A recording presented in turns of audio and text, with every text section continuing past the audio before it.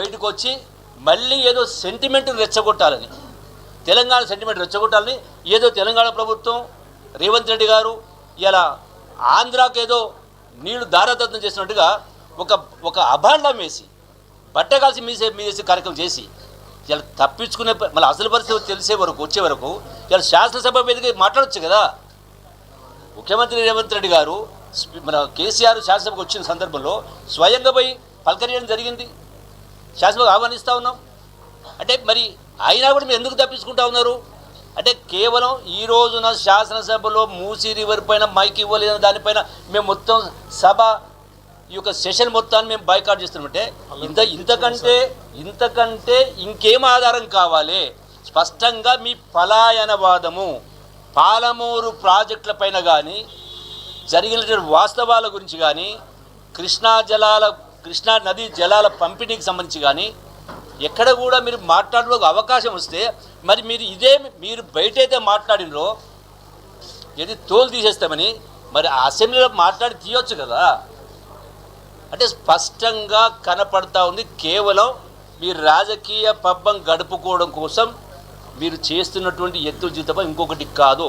నేను మరొకసారి చెప్తా ఉన్నా, తెలంగాణ ఉద్యమంలో అందరి పాత్ర ఉంది, యావత్ తెలంగాణ సమాజం పాత్ర ఉంది, వందలాది మంది బిడ్డల ప్రాణత్యాగాలు ఉంది.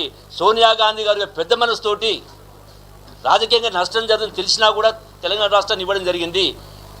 మరి ఇంత త్యాగాలతోటి యావత్ 4 కోట్ల ప్రజల సంఘం తెలంగాణ వస్తే మీ పరిపాలన దానికి భిన్నంగా ఉంది. అంటే ఆ ఉద్యమ స్ఫూర్తి లేదు, ఉంటే పరిపాలన ఇట్లా ఉండేది కాదు. ఇంత అవినీతి, ఇంత ఆశ్రిత పక్షపాతం, ఇంత దుర్మార్గంగా ప్రజాస్వామ్యాన్ని కూని చేసి లక్షల కోట్లు అప్పులు చేసి మళ్ళీ తగుదునమ్మా అంటూ మీరు ఇదెందుకు చేస్తారు అర్థం చేస్తారంటే రాష్ట్రాన్ని అప్పుల కుప్పగా మార్చి ఇలా మీరు చేసిన నిర్వాహకం వల్ల ఈరోజున నెలకు 6,000 కోట్ల వడ్డీ కట్టాల్సి వస్తూ ఉంది. సంవత్సరానికి 75,000 కోట్ల వడ్డీ కట్టడం జరిగింది. 2 సంవత్సరాలకు ఈ ప్రభుత్వం రేవంత్ రెడ్డి ప్రభుత్వం 1,50,000 కోట్ల వడ్డీ కట్టడం జరిగింది. అయినా చెప్పిన ఇన్ని పనులు చేస్తూ ఉంటే కూడా మీరు అంటే ప్రజలు మీ తెలివి మీ ఒక్కరి సొత్తు అనుకుంటా ఉన్నారు, ప్రజలు అమాయకులు అనుకుంటా ఉన్నారు.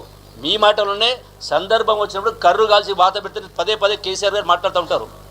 వ్యక్తిగా మేము ఎవరిని ద్వేషించాం, కానీ వ్యవస్థ పరంగా చేసేటువంటి ప్రభుత్వ పరంగా ప్రజాస్వామికంగా లెక్కలు ప్రతిదీ కూడా ప్రజలకు తెలియాల్సిన అవసరం ఉంది. ప్రజలను కన్ఫ్యూజన్ పెట్టాల్సిన అవసరం లేదు. అందుకనే శాసనసభ వేదికగా మాట్లాడదని రమ్మంటే మీరు నెపం చూపించి ఇవాళ మీ అల్లుడు గారు